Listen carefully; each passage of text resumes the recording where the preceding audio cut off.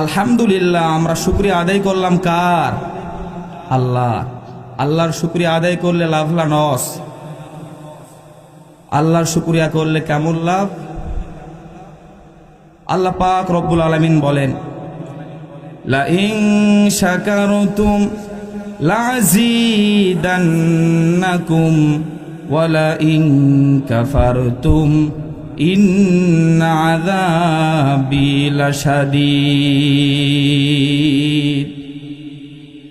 আল্লাহ পাক রব্বুল আলামিন বলেন, কোন বান্দা যখন আমার নিয়ামত ভক্ষণ করে, আমার নিয়ামতের শুকরিয়া আদায় করে, রব্বুল আলামিন এত পরিমাণ খুশি হন, আল্লাহ পাক রব্বুল আলামিন ওই বান্দার নিয়ামতকে বাড়ায় দেয়।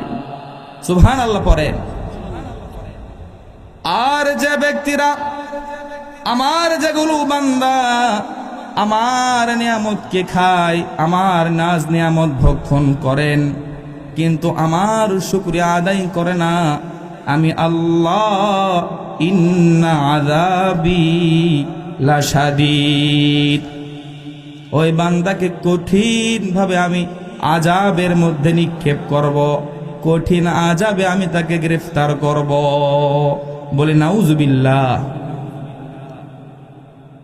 আল্লাহ তাআলার শুকরিয়া সব সময় আদায় করব আমরা, কারণ এই দুনিয়া থাকার জায়গা না।